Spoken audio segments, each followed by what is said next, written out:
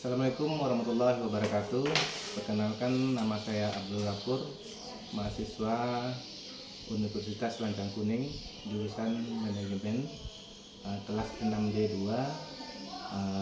Di sini saya akan mencoba memaparkan sebuah kasus di rumah sakit tentang menghadapi risiko gangguan sistem IT.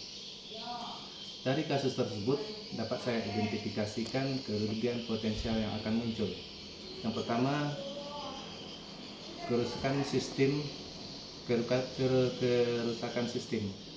Gangguan sistem IT dapat menyebabkan kerusakan pada data pasien, rekam medis, dan sistem pembayaran. Yang kedua, keamanan data. Risiko keamanan data pasien dan informasi sensitif lainnya dapat terancam jika sistem IT tidak aman. Yang ketiga, operasional rumah sakit.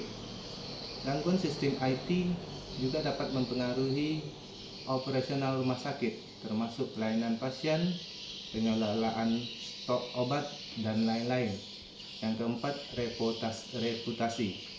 Gangguan sistem IT dapat merusak reputasi rumah sakit dan menyebabkan kehilangan kepercayaan pasien dan juga masyarakat. Kerugian yang dapat dikategorikan berdasarkan jenisnya. Yang pertama, finansial. Kerugian finansial diantaranya kerugian finansial akibat biaya pemilihan. Yang kedua, kehilangan pendapatan akibat gangguan operasional. Yang ketiga, biaya penggantian infrastruktur IT yang rusak. Selanjutnya, biaya hukum dan kompensasi akibat pelanggaran keamanan data. Yang kedua, operasional.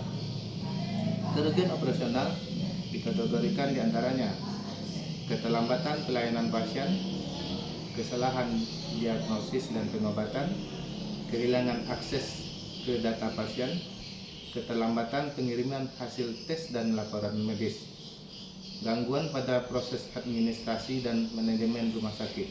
Yang ketiga, reputasi. Di antaranya, kerusakan reputasi rumah sakit akibat gangguan sistem IT, kehilangan kepercayaan pasien dan masyarakat, dampak negatif pada citra rumah sakit itu tersebut. Yang keempat, keselamatan pasien. Di antaranya, keterlambatan pengobatan pasien, kesalahan diagnosis dan pengobatan, risiko keselamatan pasien akibat gangguan sistem IT. Jadi, berdasarkan kasus tersebut dapat saya sarankan mitigasi awal. Yang pertama, backup data. Jadi kita pastikan bahwa data pasien dan informasi sensitif lainnya telah di backup secara teratur dan disimpan di tempat yang aman. Kedua, sistem redundansi. Jadi kita implementasikan sistem redundansi untuk memastikan bahwa sistem IT dapat berjalan secara terus-menerus meskipun terjadi gangguan pada salah satu komponen. Yang ketiga, pengamanan jaringan. Pastikan bahwa jaringan IT rumah sakit telah diamankan dengan firewall, antivirus, dan sistem deteksi intrusi. Yang keempat, pelatihan staf. Kita pastikan memberikan pelatihan kepada staf rumah sakit tentang prosedur darurat dan penggunaan sistem IT yang aman. Yang kelima, rencana kontingensi. Kita buat rencana kontingensi untuk menghadapi gangguan sistem IT, termasuk prosedur pemulihan dan komunikasi dengan pasien dan staf. Yang keenam, pengujian sistem. Lakukan pengujian sistem IT secara teratur untuk memastikan bahwa sistem berjalan dengan lancar dan aman. Yang ketujuh, kerjasama dengan vendor.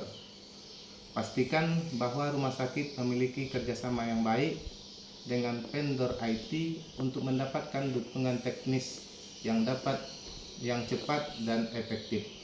Yang kedelapan, pengawasan sistem. Kita pastikan kita melakukan pengawasan sistem IT secara terus-menerus untuk mendeteksi potensi gangguan dan mengambil tindakan pencegahan.